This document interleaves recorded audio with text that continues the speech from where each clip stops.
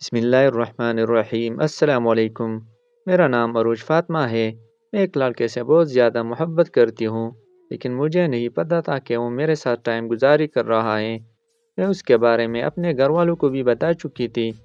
کافی دفعہ میری امی نے مجھے سمجھایا، لیکن میں نے سمجھا اور میں نے ہر حد پار کر دی۔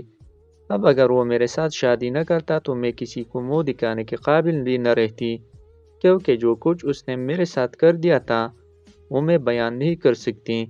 لیکن یہ نہیں پتا تھا کہ وہ مجھے آخر چھوڑ کر چلا جائے گا، کیونکہ میں محبت میں ہاری ہوئی لڑکی ہوں۔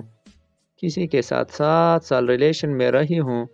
بہت خواب تھے میرے اس کے ساتھ، لیکن سب خواب ادھورے رہ گئے، سب کچھ ختم ہو گیا۔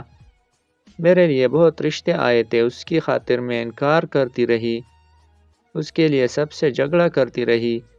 کئی بار امی نے مجھے اس کے ساتھ دیکھ بھی لیا تھا۔ امی نے مارا تو خودکشی کی بھی کوشش کی۔ وہ میرے لیے سب کچھ تھا، لیکن وہ چھوڑ گیا۔ اس نے کچھ کہا بھی نہیں، بس خاموشی سے دور ہو گیا۔ فارس بھائی، اس نے مجھے اپنی بارات کے دن کال کی، شادی کر رہا ہوں۔ میں شاکر سے میں بننے لگی مذاق کر رہا ہے، لیکن وہ سیریس تھا۔ کہنے لگا معاف کرنا مجھے، میں حالات کے ہاتھوں بہت مجبور ہوں۔ میں چپ ہو گئی۔ اس نے فون بند کر دیا۔ میں نے اسے کال کی، اس سے پوچھا میری جان کہاں کمی رہ گئی ہے میری محبت میں۔ وہ چپ ہو گیا۔ بس میں امی ابو کے خلاف نہیں جا سکتا۔ میں نے اس کو اللہ کا واسطہ دیا، ایسا نہ کرے۔ مجھے کہو تو زہر بھی پی لوں، کہو تو آپ کے پاؤں کی جوتی بن جاؤ، چھوڑ کر نہ جاؤ میری جان۔ میں رو رہی تھی۔ اس نے فون بند کر دیا۔ میں نے پھر اسے کال کی کہ مجھے کہنے لگا نکاح کا وقت ہو گیا۔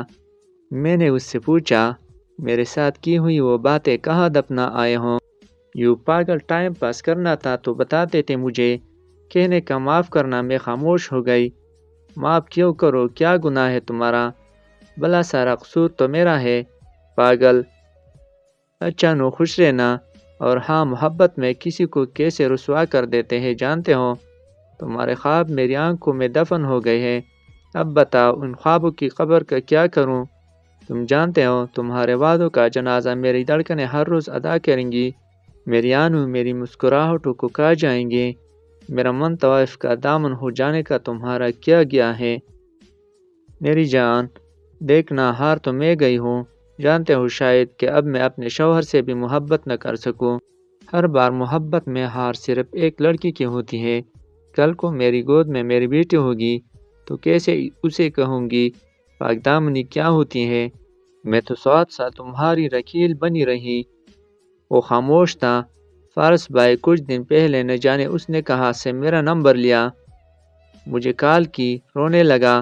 میں حیران تھی، کون میرا نام لے کر بولا معاف کر دو۔ میں نے پوچھا کون ہو آپ؟ وہ تڑپ اٹھا، بھی بدبخت ہو جس نے تم کو دھوکہ دیا تھا۔ میں نے پوچھا کال کیوں کی؟ روتے ہوئے بولا میری 4 بیٹیاں ہیں اور میری بیوی نے مجھ سے طلاق لے لی ہے۔